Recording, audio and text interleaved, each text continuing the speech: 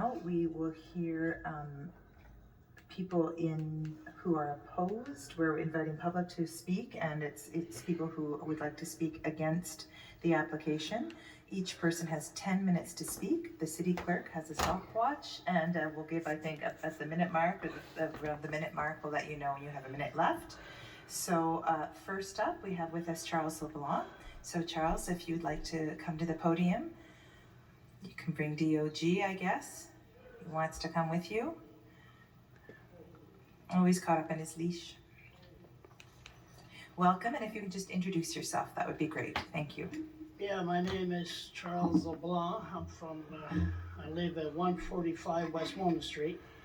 And Your Worship, thank you for inviting me over. You didn't invite me over, I'm sorry. I will take that back. This is my first time I appear, so a little bit nervous. Okay, I've never been familiar with the area of Lincoln Heights until the proposed jail and rehab center came into play. Both have had and have the same saying, where there's nothing to worry about. Did the proposed rehab centers been explained in details to the citizen in that area? I don't believe so, especially when the local MLA, David Kuhn, wasn't invited at their first meeting. He found out from a friend and then he showed up. I didn't know the exact location of the proposed rehab center, where it was located, until I saw it clip on CBC and made a search on Google Maps. The location is located on Blizzard Street. Blizzard Street is connected to Pepin Street. It goes straight to Vanier Industrial Drive. If you look carefully, you will notice an abandoned road that goes directly to the hundreds of homes in Lincoln Heights. Now, why would this be a concern, you ask? If an addictive soul decides to leave the proposed rehab center, are they going to use the abandoned road, therefore connecting to the neighborhood of Lincoln Heights where there's hundreds of homes? A few weeks ago, during the meeting of the planning committee, Councilor Margot Shepherd, which is watching, I hope, because I'm giving her some credit, she asked a very good question. Would encampment be allowed in the area? As we debate this issue, there are many encampments in the city. The police tells the public as long as these encampments are on private property, nothing can be done. There's a huge wooden area in that location. I am also concerned of the first floor being for people who need counseling for 18 weeks or less than the second floor for people up to 2 years. Do these people mingle, hang around together? Would there be a huge fence to keep people from leaving or entering the premises?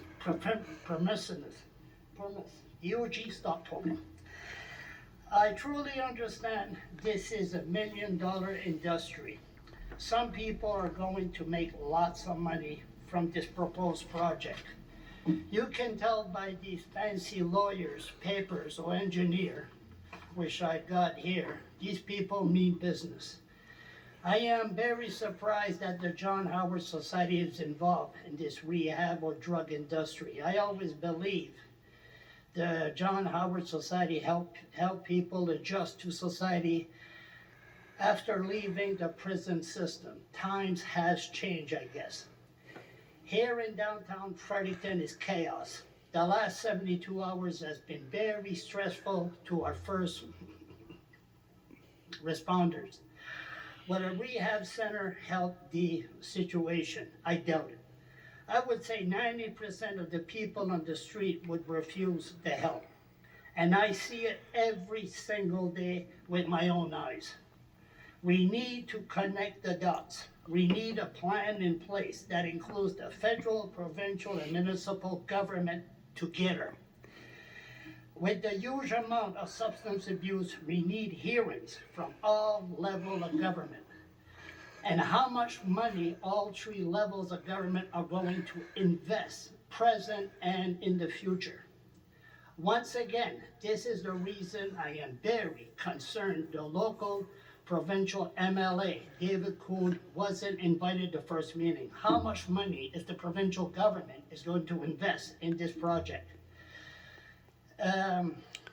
Hindsight is a terrible thing. Maybe a provincial jail would have been a much better solution than this proposed project. Some would ask me, Charles, are you a doctor? My sister's a family doctor, so maybe I have the gene. Are you an addiction counselor, Charles? The answer is obvious, neither. But I am a citizen who have witnessed many incidents during the last few years. Just look at my YouTubes.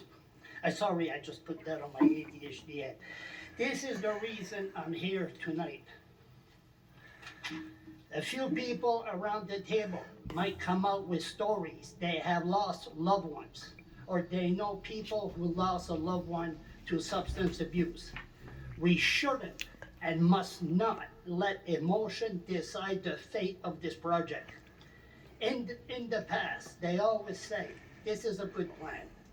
It will work, but at the end, it never does. This problem is not only here in our little city, it's across Canada and the USA. I'm gonna add something, we're not even gonna talk about Donald Trump because we're smarter. If anyone can find a solution to this problem, a municipal, provincial, and federal debt would be paid off. In closing, as I said in the beginning, they always say there's nothing to worry about. I say there is a lot to worry about. As the old saying goes, you can bring a horse to water. The same goes for people who suffer from substance abuse. You could tell them about the new rehab center, but you can't force them to attend. There's way too many unanswered questions for this proposed new project. I hope council agree that we need more details. We need more of a detailed plan. Maybe we can let the new council decide the fate of this very touchy, delicate, and emotional issue. Thank you. Merci beaucoup. Thank you, Charles, and thank you for coming and presenting. It's nice to see you at the podium, sharing your thoughts and ideas. I'll open it up to questions from council. Does anyone have any questions of our presenter? There being none, I'll share just sort of a point. You made the point, we need to get the province and the feds and the municipal government together to come up with a plan. That's exactly what we did. We formed the Community Safety Task Force last spring, came out with 47 recommendations, and this actually is a recommendation that came out of that plan. So that plan did occur. So I just wanted to make you aware of that. Oh, I don't know, we did it internally here at the city. We just did it with our own staff and invited folks from the provincial and federal government as well as community stakeholders to participate and develop the plan. But so this is something that came out of that. I just wanted to provide that to you for your information. But I really appreciate you coming tonight. It's really good to see you. Thank you. So with that, How much money? Here to present? Only recommendation, how much money? It's not, so then I will turn it over. I don't know if we have anyone here to present in favor of the project, to speak in favor of the project. There being none, there's now a chance again for council to ask questions of the applicant if they would like any clarification on some of the things that we heard. Similarly, the applicant can respond to what was said if there's any desire to do so. I'll turn it back over, John, to you. Do you have anything you wanted to say in response? I think it's important for Mayor Council to recognize that these are the folks that we're going to be working with are folks that are already engaged in treatment. So they're already showing evidence that they want change in their life. This gives them an option that we haven't had in the city before. Right now, the process, and I'll simplify things super quick. The process is, for a lot of the folks that we work with, you'll see them go into detox for 7 to 14 days. Then they're released back into community on the streets. Well, if you're worried about your day-to-day life, it's unlikely that until you're housed and properly supported in your treatment goals, you're gonna remain in the same state that you are. So that's the only thing I have to say, really, unless there's any questions for this. We do have a question, Councillor McGarity. I do. John, is this the same or a little different than what's up the top of the hill? It's the next step for us. Right now, the services, like we have, at the top of the hill, we have nursing staff involved, we have medical staff involved, but we're really at the limits to responding to the present day needs of community. So we're in effect, we'll house anyone and give them an opportunity, but unless you're working on and engaging in an active plan to treat your addictions, your successes are limited, to say the least. So this is the next evolution of services that we'd like to bring forward. Thank you. Deputy Mayor Pike. Okay, now I got another question based on that. So would that mean that perhaps people would go from the Oak Center to this other center to continue the rehabilitation? No, this is for folks that we can't house at the Oak Center. So it's the Oak Center is one level down from the acuity levels that we want to work with. So these are the folks that there are absolutely no options for them. Councillor Grandy. Yeah, John, thanks for coming in and explaining all of this. What about, when we think about the residents there, it's obviously they were concerned about the jail and security, which I found interesting around their community. So what kind of measures will the facility have to ensure that, those people who want help, that you're going to help, but there's always a transient part of people trying to follow people.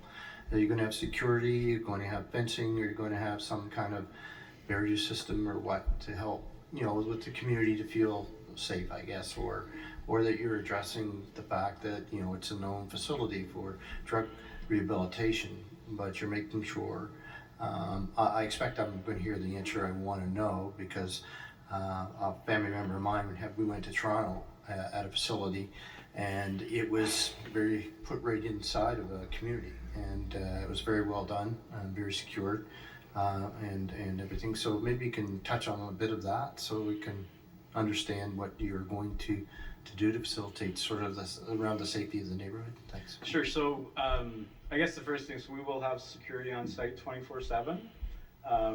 That's number one. And it's not open to the public. It's not open to folks. You must be in treatment. So folks will be transported to the site, and those who aren't successful, it's not going to be 100% successful. Those who are not successful or who are not engaging in the process, which is their absolute right to do, will be transported back to conventional services within the city. We chose that site because it was removed from the struggles that we're seeing within the downtown and the north side core.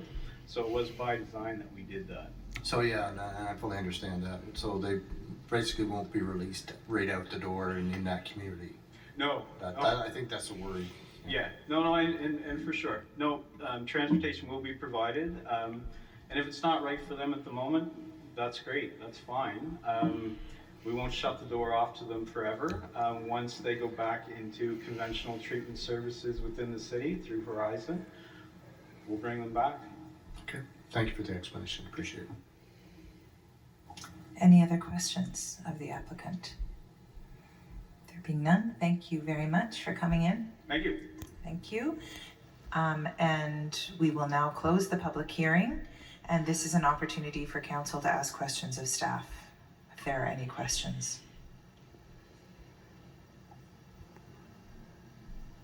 There being none, we'll continue with the motions. Councillor Dara. Be resolved, the Council of the City of Fredericton hereby gives bylaw number Z-6.14, a bylaw to amend bylaw number Z-6, a bylaw to adopt a municipal plan for the City of Fredericton, first reading by title. Seconded by Councillor Lejeune on the question. All those in favor? Opposed?